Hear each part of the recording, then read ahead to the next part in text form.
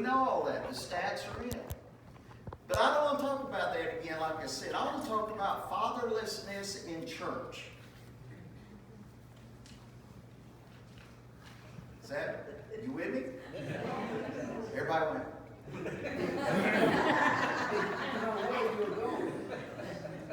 I want to talk about the missing influence of spiritual fathers in the church.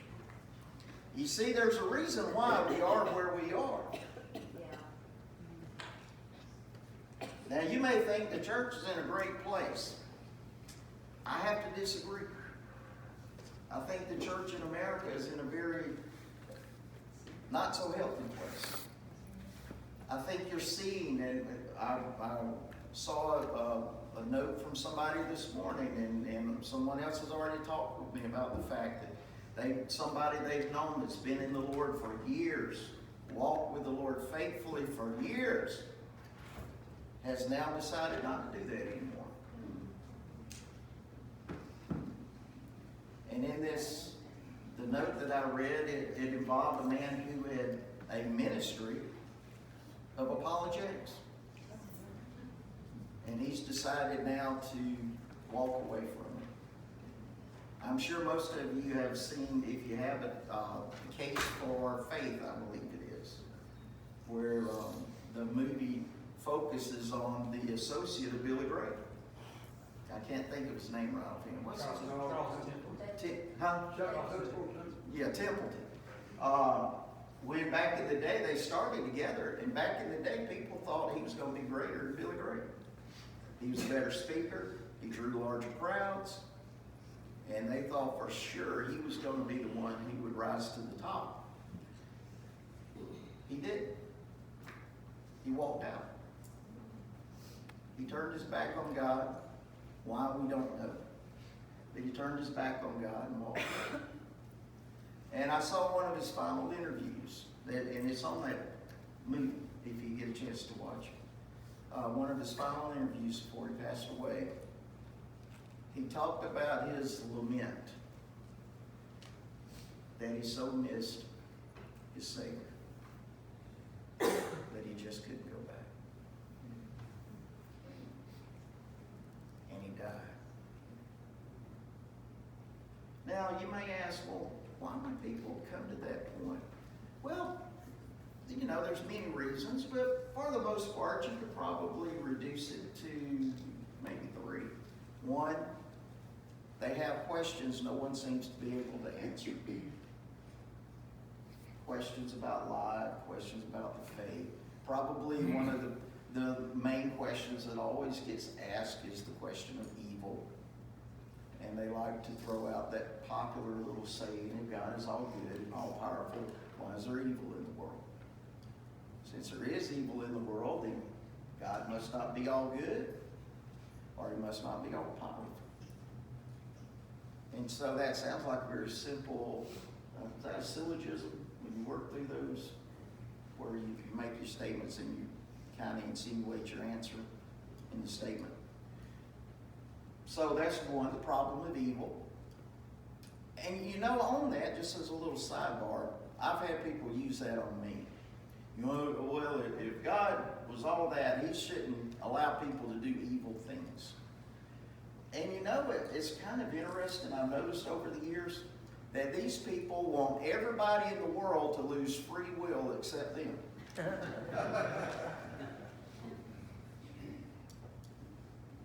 No, God shouldn't let them do that. Well, he lets you do evil. But, you know, if God was all that, he would take away that ability from everybody but me. So that's one that sometimes gives people an excuse to drift away. Another one is they get offended with God. Because God did not do something for them that they thought they were owed. They had earned it. They had been good boys and girls. They had done what people told them. They went to church. They learned Bible verses. They read their Bibles. They did everything good Christians do, and yet their family members still died. And yet they prayed for something and it just didn't happen. And so, since they were doing it and God didn't give it, I'll show God.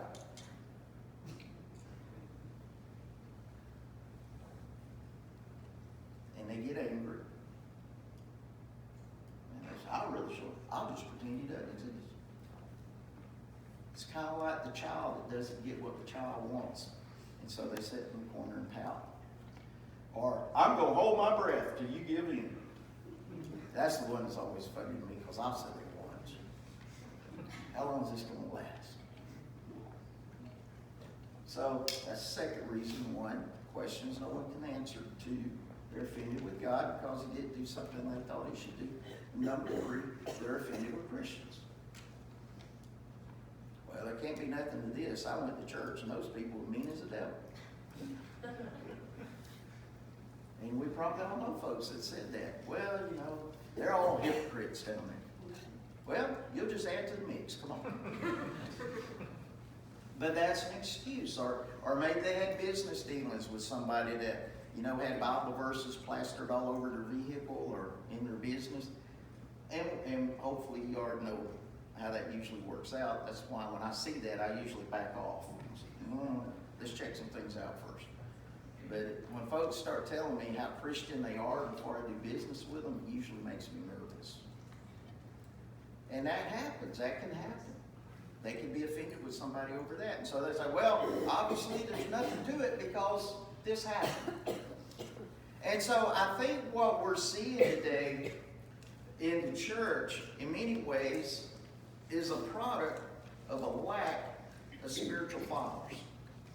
Now, what are some symptoms of this? Well, churches that are lacking the influence of spiritual fathers tend to prefer spiritual milk over solid food.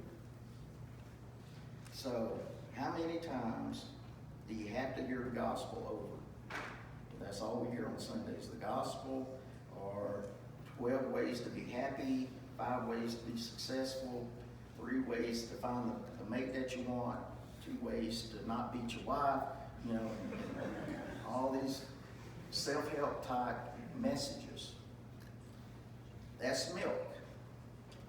Which Hebrews, the writer of Hebrews said, guys, how long y'all going to keep dwelling on this? When are you going to move on? Move on into maturity. Move into a maturing word. An emphasis on emotions as the measure of spiritual. So, when the church is over, did you have goosebumps? Did your hair stand up? Did you feel something stirring on the inside? Yeah. But there must have been something spiritual happening. I told you, you got to be careful about that. I have that same experience when I go to the symphony. When those strings get to playing and those horns get to blending and all that sounds good, my hair stands up, I feel something stirring on the inside, and I cry. But that's nothing spiritual, that's just being moved by what's going on. It's not a measure of spiritual. But when Father's missing, that can become a measure of spiritual. Concern for affirming and not offending. I'm glad that doesn't happen anywhere. Evangelism focused rather than disciple focused. See, a disciple disciple focused means you are learning a way of life. It's not just about get saved and go to heaven. That's evangelism.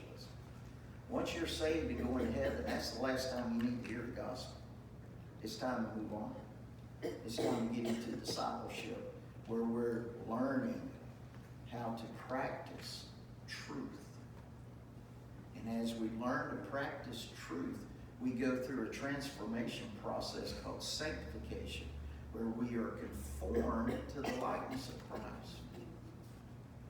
It's learning a way of life. I use this example a lot for folks who's been here. Some of you haven't been here, so I'll use it with you. How many of you have seen Barney Fife on Andy Griffith's show using karate? And he gets his book out, he looks at the picture, and he tries to do the move. And the way they sell the bit is he always gets Andy involved, And he'll tell Andy, now I want you to do this. And Andy will say, okay. So the first time he'll do it, he said, no, you're doing it wrong. And then he'll get Andy to do it just like he wants him to do it, and Andy gets him down on the ground. Why? Because that's not his way of life. It's awkward. He doesn't know how to use it. But now, put Chuck Norris in there. Would you rather fight Barney or Chuck Norris? Chuck's in his 70s. I still wouldn't want to pick a fight. The difference is his way of life. You see, old Chuck, when he was in his 30s, was stationed in Asia, and he decided he was going to learn the way of karate. And he did. And that's why Chuck can do what he does today versus why Barney looks like he does. And see, a lot of times spiritually, we may do the same thing. God's trying to train us to become a Chuck Norris in the faith, but most of the time we end up looking like Barney. And it's so awkward. But if we'll learn to cooperate with what God's doing in our life and discipling us and transforming us, we can become spiritual Chuck Norris. We can become proficient with the truth so that when we engage the enemy's nervous. Does the enemy get nervous when we engage him now? Wait a minute, devil. Let me pull out my book here. Let's see, I got to do a Okay, come on. You see, who trains us that way is fathers. I was listening to Rick and Bubba talking about that Friday. They were all taking turns talking about how their kids try to beat them up. And how they have to throw them down on the ground and teach them a lesson about who's still in charge. That's what fathers do. Fathers remind you who's in charge, but they also, as my dad used to call it, toughen you up. Now, my dad wouldn't wrestle with me because he was always afraid he would hurt me. And my mother wouldn't let him. So my dad's big thing was arm wrestling. And I mean, growing up, we'd just be sitting there watching TV, not thinking anything, and he'd say, get over here. He'd be sitting in his recliner, and he'd put his left arm up. He's right-handed. He'd do it with his left arm, just embarrass me. Come on over here, let's arm wrestle. I said, I don't want arms. He said, get over here. I'm going to come over there. I said, okay. So I'd go over there, and he would just play with me, and then he'd go. Need to toughen up there, little boy. You say, well, that sounds so hard. Life's hard. I wish life were easy, but it's not. There's going to be times in life we need Dad's influence. Another quality is a feminine leadership style, so that the leaders resemble Mr. Rogers more than the Apostle John. Hello, friends. Welcome to my neighborhood today. We're going to sit around our love circle and talk about how wonderful we are. You're so special. You're all so special. God is so blessed to have us in His family. I just need a little sweater vest on right now. And my hair coiffed just right. A lack of correction. It's hard for a church that's heavily mothered to correct. And so a lot of things are overlooked and allowed to continue. And then thrives on entertainment. Glad we don't know anybody that does that. All right. So we're looking today in 1 John chapter 2, which for those who haven't been here, we're going through the book of 1 John right now. And just so happens we're at this passage. So 1 John chapter 2, and we're looking at verses 12 through 14. 1 John was written, of course, by the Apostle John. Late 1st century, he was the final of the original 12. Everyone else had passed on by now. He wrote this probably around 85 AD to 90 AD. He was very old at this time. In fact, history tells us he lived to be a very old man. In fact, he lived so long they thought he was going to live forever. But he was towards the end of his life. He's living in the city of Ephesus, which is in Galatia, or modern-day Turkey. And the churches that are under his care are being infiltrated by a heresy called Gnosticism. Now, folks who've been here a while are sick of hearing me talk about Gnosticism. And I only talk about it because that's what we're dealing with today. Gnosticism's been around since the beginning, and it's still with us today. It just gets repackaged every now and then and presented in a different form. But briefly, it looks like this. There's a spiritual reality, there's a physical reality. These two do not cross each other. They're totally independent of each other. We as individuals possess both. We have a spiritual reality, we have a physical reality within us. The physical reality being things like your needs, natural urges, emotions, and things like that. Gnosticism taught that anyone can become spiritual, and so spiritual, if they work their way up the rungs of the ladder, you could reach the top and become totally enlightened. And once you became totally enlightened, you were like God. And so that idea that really you don't need Jesus because we're all good, everybody's got the same potential to be spiritual. One of the things they believe sin didn't exist. Jesus was not deity and humanity. He had to be one or the other. And for most of them, they sided with he was human and was just an example of somebody who reached the highest levels of spiritual enlightenment and one that we should follow his example. But beyond that, he was no more special than any other religious figure. So this idea that you can be spiritual just by doing spiritual things worked its way into the church.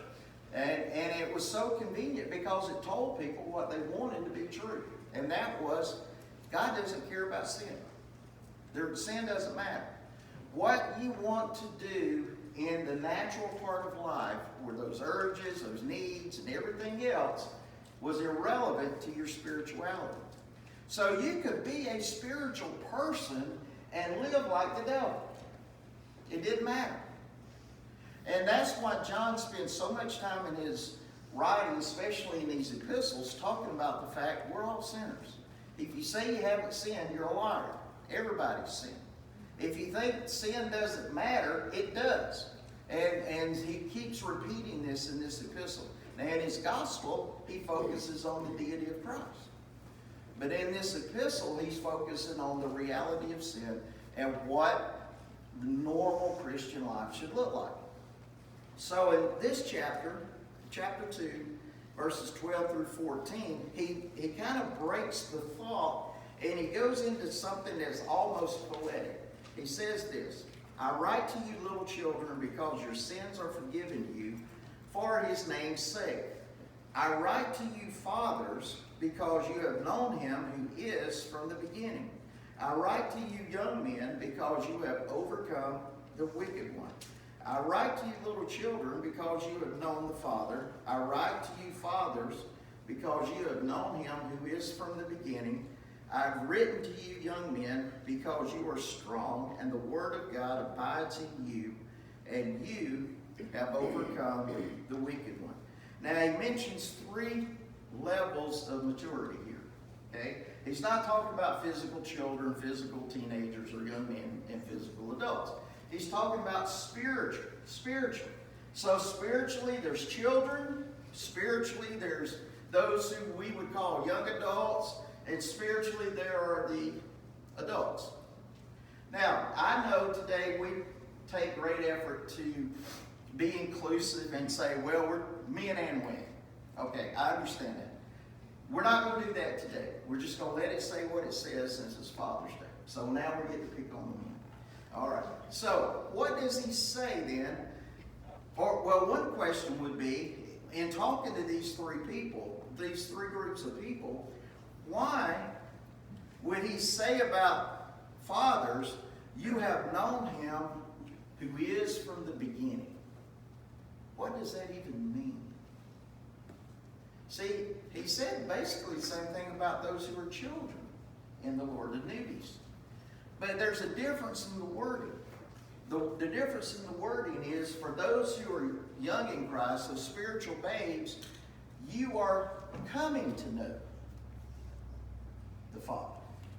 But for those of you who are spiritually mature, you have known him who is from the beginning. And in that word, you have known him, is understanding. You not only know him, you understand him. That's important because we don't want to make the error today of thinking just because a person is old chronologically that they are mature spiritually. They may not be. There can be people who have known the Lord for years and are old physically, but they've never grown spiritually. And if you ask them about their knowledge of God, you're going to get something very basic related to salvation. Because that was as far as they ever got. Okay? Y'all with me on that? All right. So, as we look at this, let's work through a couple of things, and then we're going to give you men a present. Y'all like presents? You're going to like this present because we believe that adage, the way to a man's heart is through his stomach. So we're going to do something about that. All right. So, number one, I want to give you 4 things to think about, and then we'll do this. Number one, why would he, in doing this, remembering that he is trying to encourage the readers to stay true to the faith, to not be led astray into Gnosticism and to believe in error, why would he include the mature?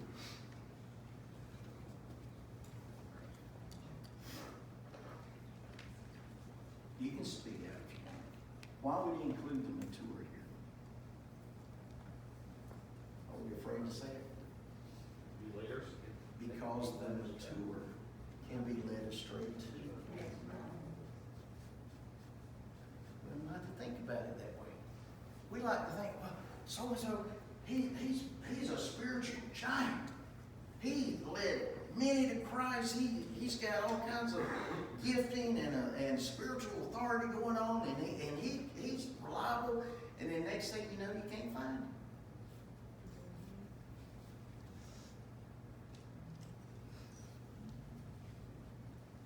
John includes the mature here because he's telling them, hey guys, you're mature. You've known him who is from the beginning. You understand him in ways these other 2 groups don't yet. But you better be on guard too. Because you can be led astray. And if we're not careful in this day when all types of pressure is on to get Christians to compromise the truth so that we can be culturally acceptable, if we're not careful, even those of us who have known the Lord and walked with the Lord for years can be led astray. That's the truth. And that should be frightening. And don't be one of those who says, not me. Not me. Boy, I tell you what. Not me. That won't happen to me. Now, it might happen to some folks, but that won't happen to me. Do we remember a little verse about pride? Goes before all. It goeth before a fall. So, point number 1, even the mature can be led astray. Point number 2, maturity develops through experiential knowledge and understanding of God, not age. Maturity develops through experiential knowledge and understanding of God, not age. Now, by that I mean experiential knowledge means that we have been engaged in this process of transformation. And we've realized that God is using everyday events, allowing circumstances into our life that are designed to cause us to begin practicing the truth. And as we're practicing the truth, and we're, like we talked about in Sunday school today, we're abiding in Him, we are being transformed into His likeness. That takes time. But like I said, just because a person is older doesn't mean they go through that process. There's some people who know the Lord 50 more years.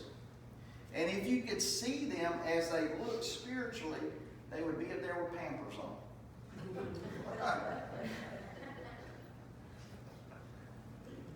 Now, when my grandbaby gets here in a few weeks, and she's wearing Pampers, I won't think anything about that. In fact, I'm going to be pretty happy she's got them on. Because she's going to be messing up a lot of them. And I am not fooling with no cloth diapers, I can just tell you that. Careful. Well, she'll change them all then. We tried cloth diapers once with ours. And at the time, we had a waterbed. And her habit was when she did the little, whatever those little pins are, they used to stick them in the mattress to keep up with them. She would stick them in our waterbed, and then she would say, "We got a leak."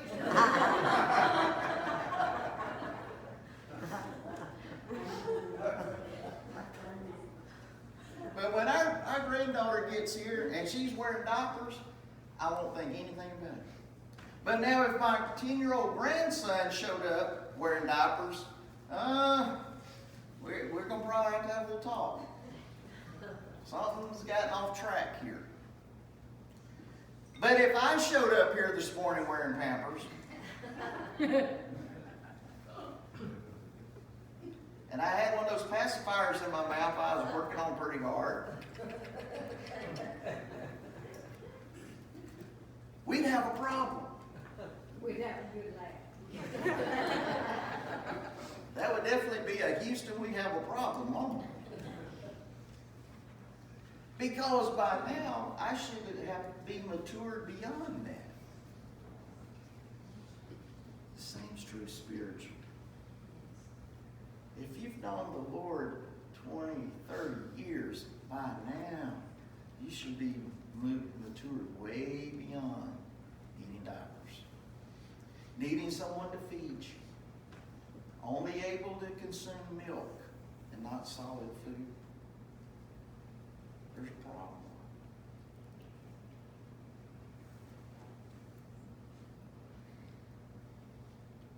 So maturity develops through experiential knowledge and understanding of God, not age. Number 3, maturity is not the same as gifting or anointing.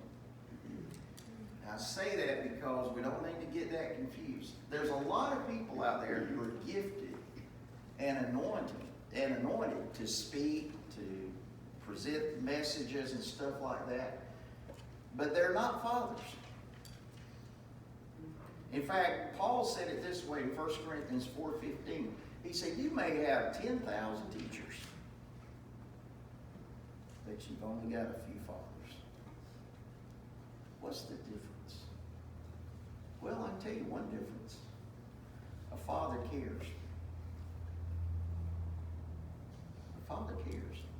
Teachers may or may not care. Teachers are there to unload whatever they came there to give you, and then they're out the door.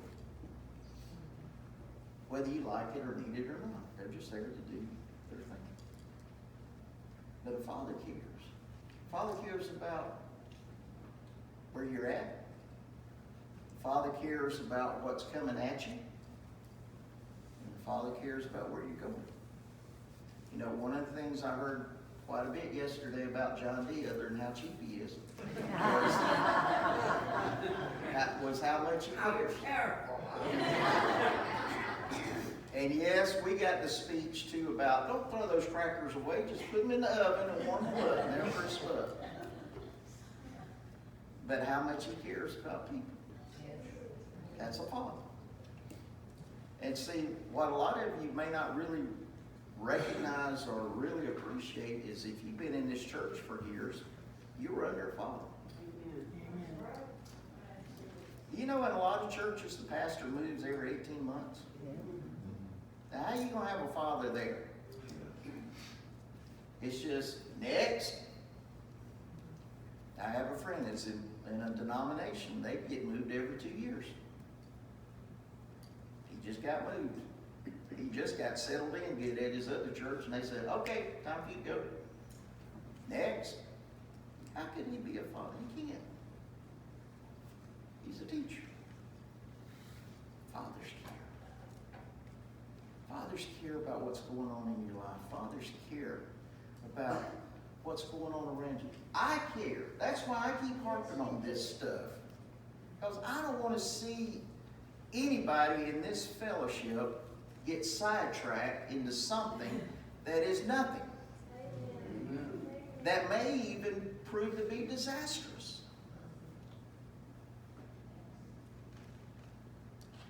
Some things you don't recover from. Some things you do, but some things you don't.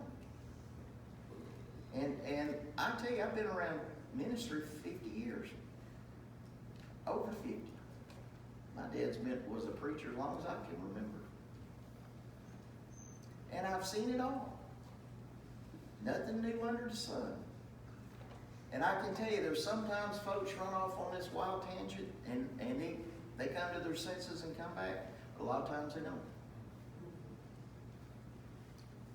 And often to their own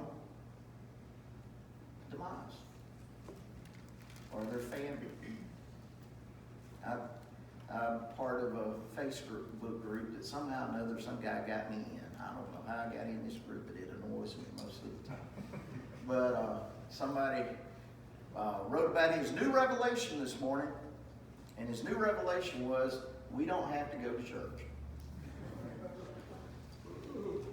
Well, had I not been doing a double header here today, I would have probably given him something to think about. And if it pops up again, I probably will. But I'm going to, if you want to be easy roadkill for the devil, try that. And then let me know how it works out in 12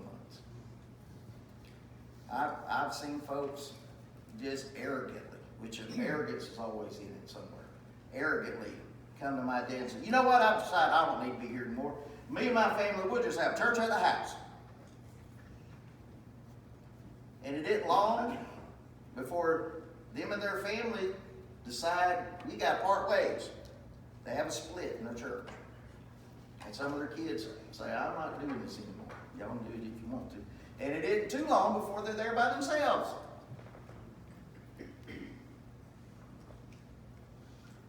But I've never seen one come back.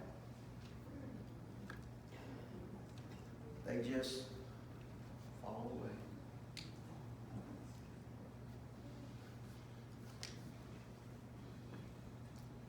That's why John D and I'm going to throw myself on this one with you, care. Because I can tell you the enemy doesn't. And there's many people out there who don't. That are peddling stuff that tries to convince you they do. And we all get a big laugh. Somebody had one this recently that said they got a thing in the mail that said, if you'll send me X amount of money, I'll activate whatever it was I sent you. You can pray and get whatever you want. And we laugh about that. But I'm going to tell you, there's some folks that aren't that open with what they're doing. But they're doing the same thing. Trying to. I mean, think about this. If we know we're being deceived, are we being deceived?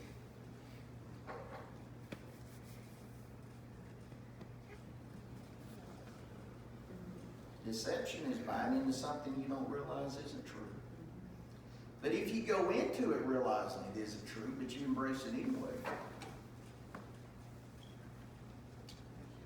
To him who knoweth what is right to do and doeth it not, to him it is sin. 3 John 1:4, I think sums it up best. John, speaking as a father, a spiritual father, said this: I have no greater joy than to hear my children are walking in the truth. Because ultimately what we want to do as spiritual fathers is produce more spiritual fathers.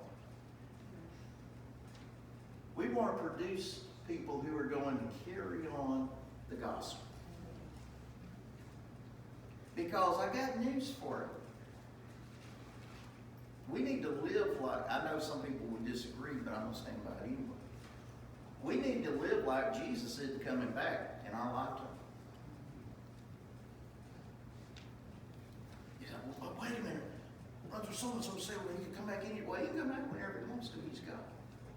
But we need to live like he's not, and maybe that would help motivate us to make some investments in the lives of other people. If we realize this thing's going to keep going. God's not going to bail us out of the mess we have to create. He's going to help us, he's going to make us work through it. All right, number 4. Y'all doing good. We're supposed to hand out the goodies. You can forget about all this and enjoy life. What's the new expression? Living the best life now, or something like that. I don't know what all that means, but anyway. It sounds good. Number 4, and this is it. Everyone needs a spiritual father. Everyone needs a spiritual father. Why? Because a father loves, he provides guidance, he seeks what is best for the family. If needed, he brings correction in the family. A father will tell you the truth.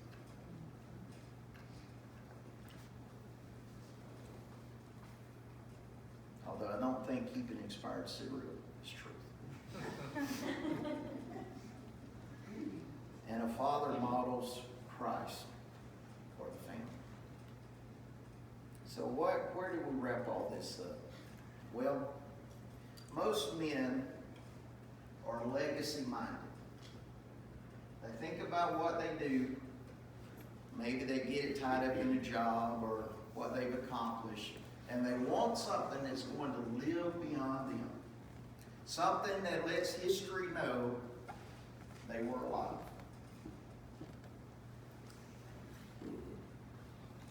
That's what we're being offered. God is saying, men, if you want to build a legacy, invest in others. Be a spiritual father.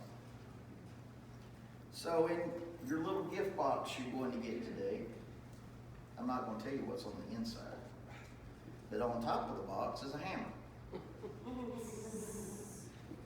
See it? I want you to put that somewhere in your house where you'll see it on a regular basis. So that probably means in the refrigerator, over the television, or in the bathroom.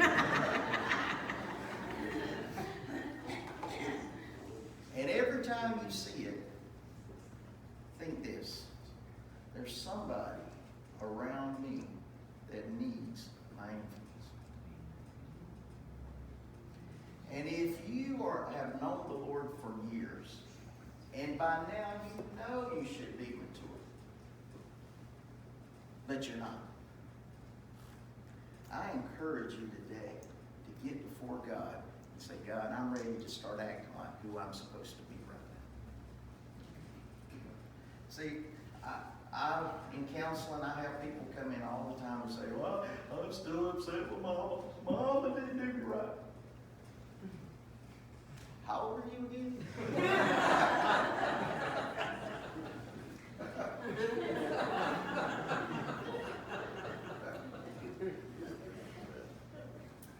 had someone recently, she said, why won't Mama give me her blessing? We talked about the blessing stuff last. I said, now how old are you? 55. I said, can I make a suggestion? She said, yeah. I said, here's my suggestion. Quit looking for a blessing and start giving one. I say, if you're ever going to give one, you better start doing it. You just don't have to chalk it up. Mom was probably never going to come through. Let it go. Good advice. And you become the blessing that you so wish she had given you. And she said, you know, I never thought about that. And she got to think, she said, you know, there's been other women in my life that took on that role. I said, mm-hmm. Now you become one of those other women. And I would say that to the men here, although I don't think most of you sit around at night, like, if Mama had on. If you are, get over it. Use your hammer. If you got kids, there's your first lumberyard.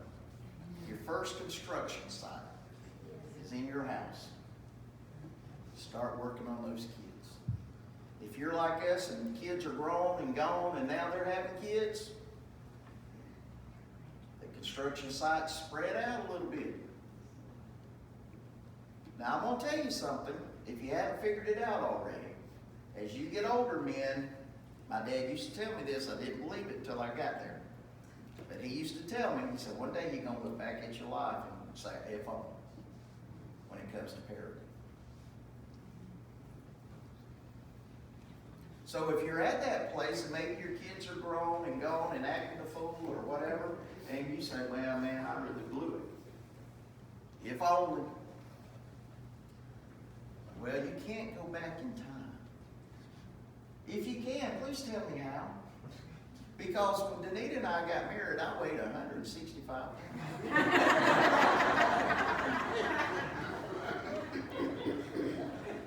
And if I could go back in time, I would do that again. And I wouldn't have to lose weight. You can't go back in time. You can't go back and fix it. You can't go back and change it. All you can do is go forward. And if you messed up, do it differently next time. That's good advice. And we need mothers. I'm not saying we don't need spiritual mothers. We do. But I'm going to tell you something. Folks need a spiritual father in their life too. So when you look at that hammer, maybe pulling that piece of pie out of the refrigerator,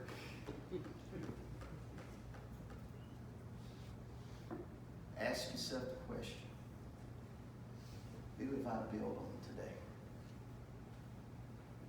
Who have I invested in today? You want to build a legacy? The only legacy you'll ever build that will last is what you do for people. I promise you, you can give yourself to a job for 50 years, and the next day after you're gone, it'll be like you were never there. Somebody else will be at your desk, doing your job, and they may be friendly to you for the first 6 months when you come around, but after that, it's going to be like, who are you?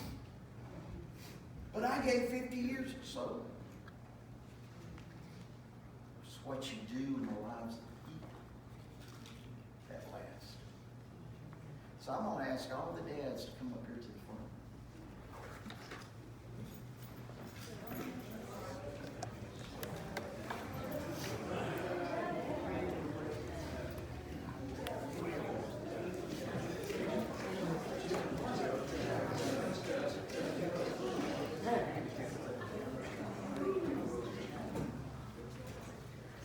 You go ahead and grab the box. Sit back down.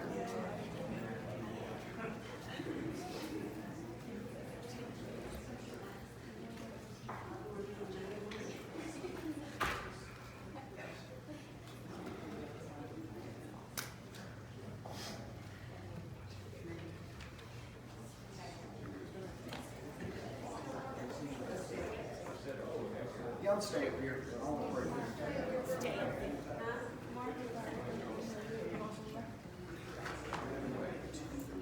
Oh, yeah. Is that?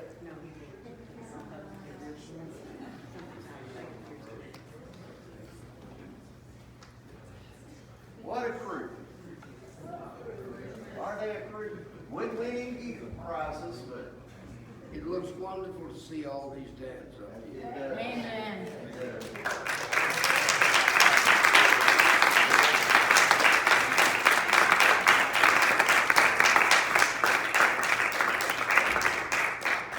So since I'm a dad, I'm going to ask one of the ladies to come pray for us. Not everybody wants. All right. Amen.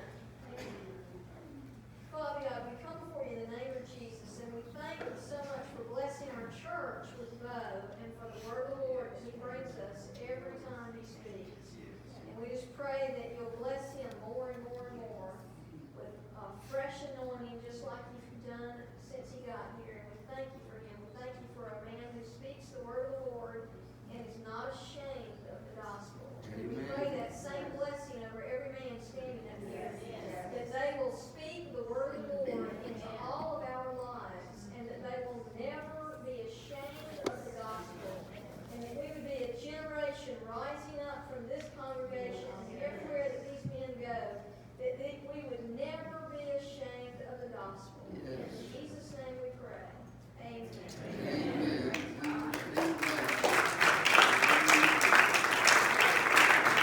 Thank you for coming today. I hope you have a blessed week. Hope to see you Wednesday night. If not, then next Sunday. Be blessed.